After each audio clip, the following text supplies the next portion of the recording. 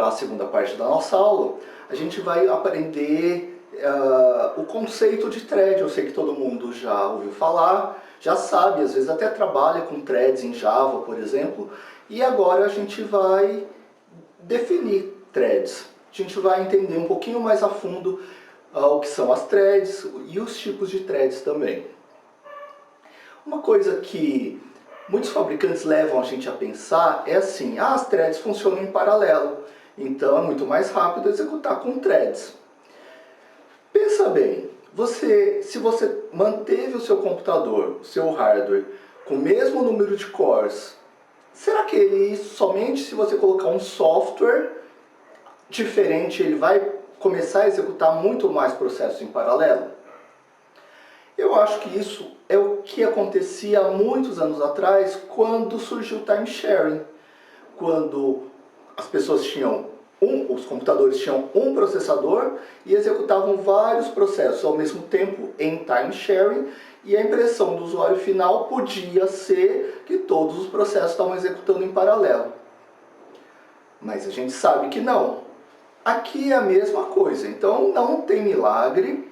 Então, se você tiver N processadores, você vai executar até N processos a cada instante.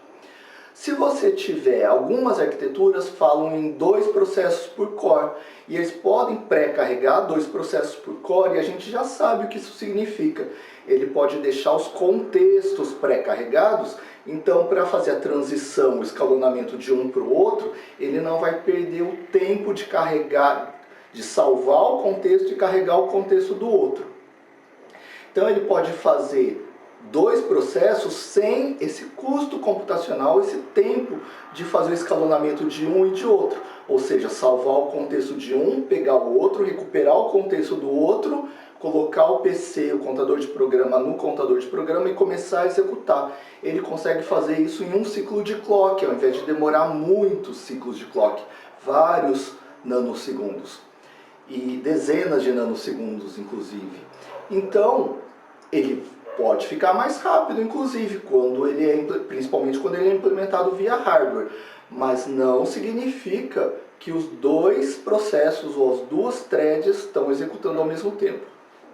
Aliás, um processo, a gente costuma dizer que ele tem uma thread de controle, ou seja, um caminho de controle. Ele vai executando as instruções, uma instrução após a outra, e esse caminho de instruções define a thread de controle dele. Se a gente tiver mais de uma thread, e daí essa ideia, cada thread, cada processo vai ter um caminho de controle, uma thread de controle, daí vem esse nome. Porque também as threads anteriormente eram chamadas de mini processos ou de processos leves. Então, se você pegar textos antigos, normalmente eles chamam de processos leves. A ideia das threads é que elas realmente podem deixar o sistema mais rápido, mas não são executadas em paralelo. Veja bem, elas podem deixar mais rápidos, mas eles não necessariamente deixam mais rápidos. Então vamos dar uma olhada nos 2 tipos de threads primeiro, para a gente diferenciar exatamente do que a gente está falando. Bom, as threads mais simples da gente implementar são threads que a gente chama de threads de usuário. Elas rodam, elas executam no contexto do usuário, ou seja, são processos que executam como processos nossos de usuários finais. Como é que a gente faria um gerenciador de threads? A gente programador, que não tem senha de superusuário, não é root, não é administrador, não é kernel, tá? Não tem direitos de kernel. Bom, então a gente como usuário, a gente poderia, por exemplo, e daí eu vou imaginar uma das situações que deram origem às threads do usuário, assim. Suponha que você tem vários processos. Você está rodando num sistema operacional, o sistema operacional tem poucas prioridades. Suponha uma prioridade.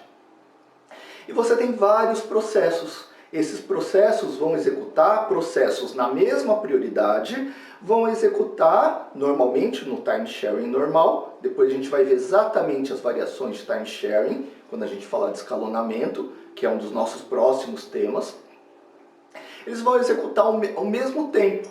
Então, se eu tiver 5 processos, cada processo vai executar o mesmo ΔT. Bom, eu poderia querer, às vezes, alguns desses processos podem ser... Eu não quero dar muita prioridade, eu quero que eles executem menos.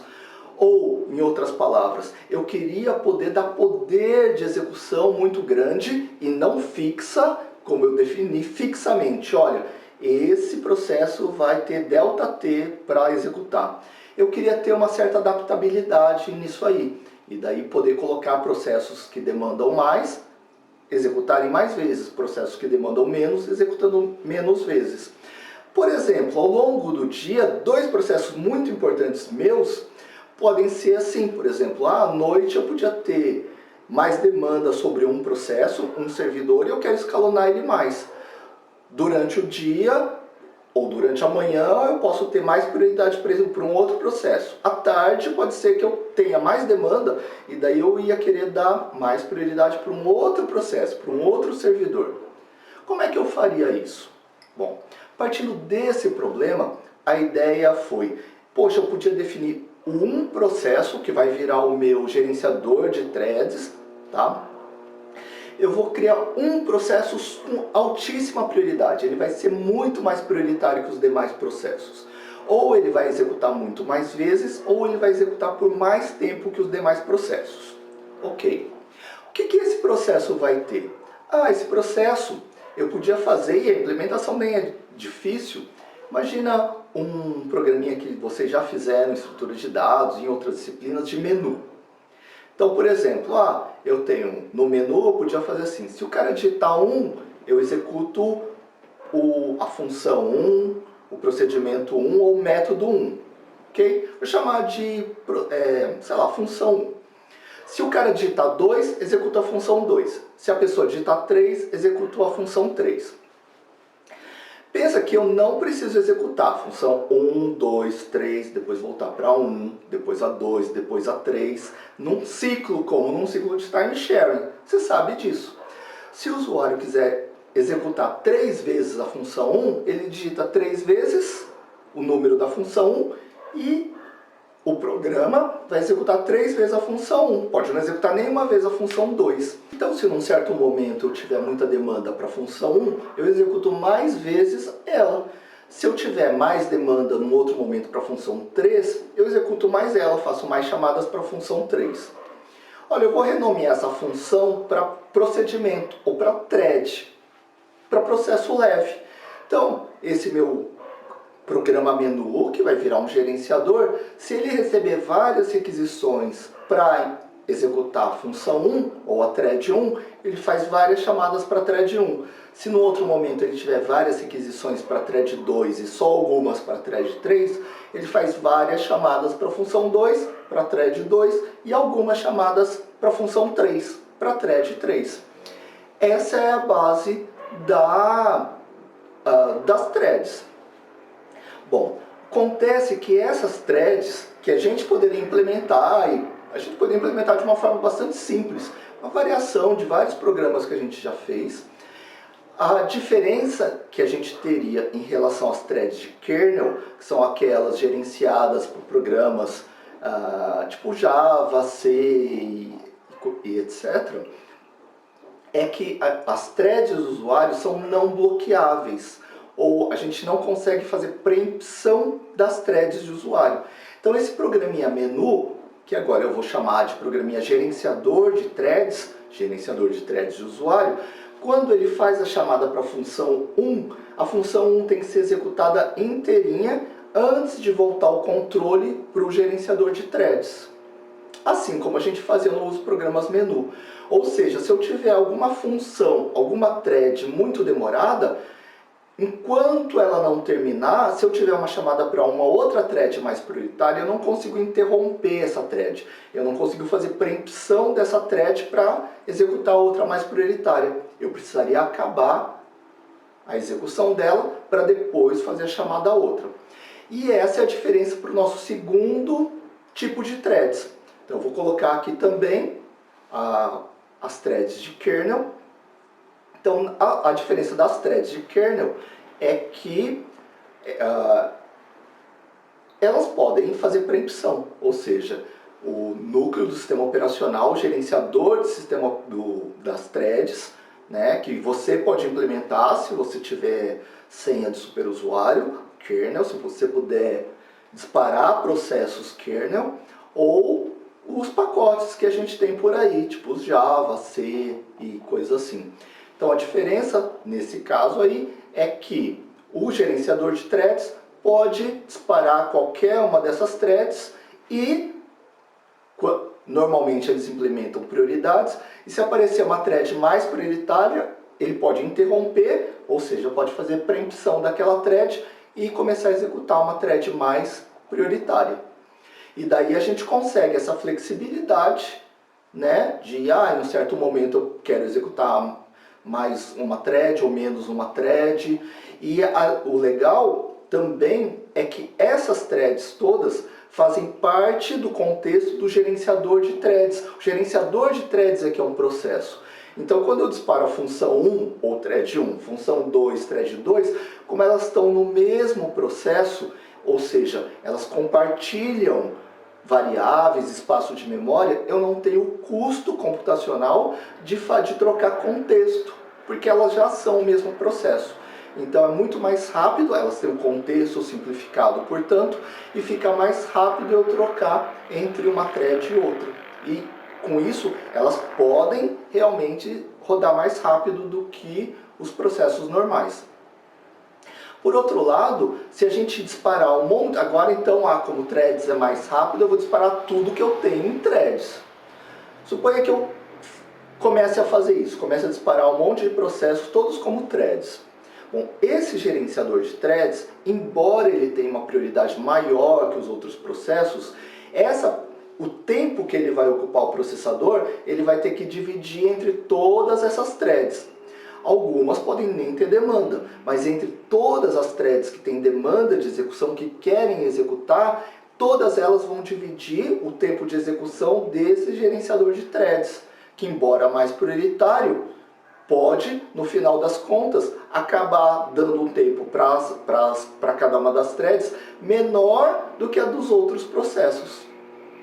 Então, threads pode ser muito legal, é muito legal, mas elas têm que ser usadas com critério, porque não tem milagre, né? Senão a gente compraria sempre computadores com um processador só, instalaria threads em cima de threads em cima de threads e acabaria rodando 1000 processos em paralelo. Poxa, não faz muito sentido, né? A gente não pode cair na mesma conversa que se tinha há 50 anos, quase 50 anos atrás, as coisas do time sharing, mas, por outro lado, tem que usar e bem usadas as threads.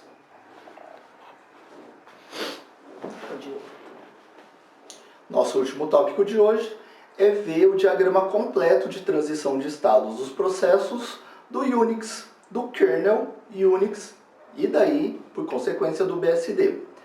Então, além daqueles 3 estados básicos, executando, prontos para executar e bloqueados, quais outros estados os processos podem ter? Então, eu vou colocar para vocês o esquema completo, o diagrama de transição de estados completos do Unix, para a gente dar uma olhada e analisar que existem vários outros detalhes que um sistema profissional, sistema operacional, faz, né, ou dá para controlar exatamente o que cada processo está fazendo e como cada processo está em cada momento. Vamos dar uma olhada no diagrama então. Esse diagrama, dê uma olhada nos estados 2, 3 e 4, estão bem no meio. Esses estados são, o estado 2 é um estado de executando, na verdade executando em modo kernel, ok? Depois, os processos podem dormir e ir para o estado 4, que é o estado dormindo ou bloqueado. Como a gente falou, alguns autores chamam de dormindo e alguns autores chamam de bloqueado. Aqui está como dormindo. Daí, quando acontece o evento, que o processo estava esperando. Por exemplo, o usuário digita o que se ele tivesse bloqueado num read, num scanf, num get, alguma coisa assim, ou chega a mensagem que o processo estava esperando, ele acorda, ou seja, é desbloqueado e vai para o estado 3, que é o estado de pronto para executar. Perceba que no estado 3 está escrito logo à direita do estado 3, pronto para executar em memória. Por que pronto para executar em memória? Porque os processos, para serem executados, eles têm que ficar em memória física. Mas a gente sabe que a gente pode configurar uma parte do HD ou do SSD para ser memória virtual, ou ser memória cache. Então, e daí, por exemplo, se você tiver 8 GB de RAM, você pode configurar mais 8 GB, por exemplo, de memória virtual. E daí a sua memória passa a ter 16 GB nesse nosso exemplo. Quando a memória RAM física encher, os processos mesmo prontos para executar vão ser jogados para fora, vão ser jogados para a memória virtual, para o HD, por exemplo. E daí eles vão ser colocados para fora e ficarão prontos para executar nessa área de swap, que é o estado 5. Então, os estados vão do estado 3 prontos para executar para o estado 5, quando não tiver memória, e quando houver memória disponível, ou chegar a vez dele ser executado, ele vai passar de pronto para executar em swap, que é o estado 5, para pronto para executar em memória. Observem que essas setinhas, swap, muita gente traduz como troca. Então, quando o processo sai da memória, é um movimento de swap out, ele sai para fora. E o processo que estava em memória virtual e tem que voltar para a memória principal, ele sofre um swap in, ele entra na memória principal. No estado 4, que são os processos bloqueados ou dormindo, também o estado 4 é quando eles estão bloqueados em memória. Veja que quando a memória acabar, a memória principal, a memória RAM acabar, eles devem ser os primeiros candidatos a irem para swap, para a memória virtual. E é isso que acontece com o estado 6. Os processos que estão bloqueados em memória, estado 4, passam para o estado 6, ou seja, ficam bloqueados em swap. Quando aconteceu o evento, quando o usuário digital que ele estava esperando, por exemplo, ele acorda, ele é desbloqueado e passa para o estado 5. Ele passa para pronto para executar em swap. Bom, o que mais que pode acontecer? Bom, a gente já viu que os processos podem ser criados também. Então dê uma olhada no estado 8, à direita aqui. No estado 8 tem essa chamada fork, que a gente já citou, você se lembra? Então, a chamada fork é aquela uma que cria um novo processo. Então, quando existe um fork, a gente vai fazer isso nos nossos processos, o sistema operacional faz também. Então, quando existe a chamada fork, um novo processo é criado e esse processo pode ir para o estado 3 ou para o estado 5. Quando ele vai para o estado 3? Quando tiver memória suficiente, ele vai para o estado 3, e se não, ou seja, ele fica pronto para executar em memória, e se não houver memória, ele fica pronto para executar em swap. Vamos ver o que mais que acontece. Bom, a gente já viu que a partir do estado 3, o processo pode ser escalonado e passar a executar. Estado 2. Mas ele tem duas formas de executar, isso no Unix. Um processo pode executar tanto em modo kernel, que é esse estado 2, ou pode executar em modo usuário, que é o estado 1. Então ele fica transitando enquanto ele está executando, quando ele já está escalonado, ele fica transitando entre o estado 2 e o estado 1. Então normalmente os processos da maior parte dos usuários roda em modo usuário, porque ele não tem direito a fazer qualquer coisa, formatar os HDs e coisas assim. Então ele fica executando em modo usuário. Mas mesmo os processos que executam em modo usuário, muitas vezes eles têm que acessar as tabelas internas do kernel. Em outras palavras, eles têm que fazer system calls, eles têm que fazer chamadas de sistema. Se lembram do modelo de arquitetura? Quando um processo tem que fazer system call, quando ele quer acessar algum daqueles módulos lá, algum dos subsistemas. Por exemplo, quando ele for abrir um arquivo, ele faz o fopen, uma chamada de sistema, ele vai, através das traps, tal, atingir aquela camada de system calls. Aquela camada de system calls vai identificar para qual subsistema é. É para o subsistema de arquivos. E vai direcionar a chamada de abrir arquivos para o subsistema de arquivos. E assim por diante. Então, sempre que um processo executar uma chamada de sistema, e a gente vai ter boa parte desse nosso semestre, a gente vai falar dessas chamadas de sistema e vai usar essas chamadas de sistema, o processo tem que passar a executar em modo kernel para acessar, para fazer a system call, fez a system call, já atuou em cima das tabelas internas, que podem ter a ver com arquivos, por exemplo, ou mandar mensagens através do módulo de comunicação interprocessos e assim por diante. Terminou a system call, volta a executar em modo usuário. Quando o processo está executando, ele pode também terminar. Ele terminou de fazer tudo o que ele queria, deu o último comando, um exit, e daí termina a execução dele. Usual seria a gente pensar, terminou de executar, ele desaparece do sistema. Mas nesse caso não daria para auditar o sistema, auditar o processo. Por exemplo, se o processo estivesse fazendo um ataque ao sistema, a gente sabe que um dos arquivos que o sistema tem de gerenciamento é um arquivo de log. Então tudo que os usuários fazem de comandos fica nesse arquivo de log. E daí, por exemplo, se houver um ataque, você vai lá nesse arquivo de log para ver quem fez, o que fez, quando fez. Mas qualquer cara que fosse atacar o sistema, a última poderia saber disso, né? Muita gente sabe disso. Ele poderia, como última ação dele, apagar o arquivo de log e dar exit. Isso poderia deixar o sistema muito frágil e com poucas chances de auditar, de saber o que aconteceu. Bom, portanto, quando o processo termina, ele não some do sistema. Ele fica num estado intermediário chamado de estado zumbi. Está aqui do lado esquerdo como o estado 9. E ele fica por um tempo aí e daí ele pode ser auditado. Por exemplo, ele mantém informações sobre quem é o dono dele, associado ao username, ao login, quem fez login, e outras informações como data, de onde veio e coisas assim. Então, por uma questão de segurança, o processo, quando termina, ele não some, ele fica num estado zumbi intermediário para poder ser auditado. Uma outra coisa também, no estado 2, quando o processo está rodando em modo kernel, ele pode fazer alguma chamada meio suspeita, uma system call, uma chamada de sistema meio suspeita. Por exemplo, ele pode tentar formatar o HD.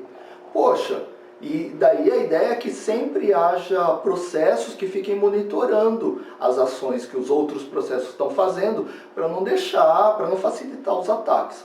Então, se eu simplesmente terminasse esse processo, desse kill num processo que fosse formatar um disco, eu impediria manutenções maiores no sistema, impediria que isso pudesse acontecer de verdade quando o administrador precisasse fazer isso.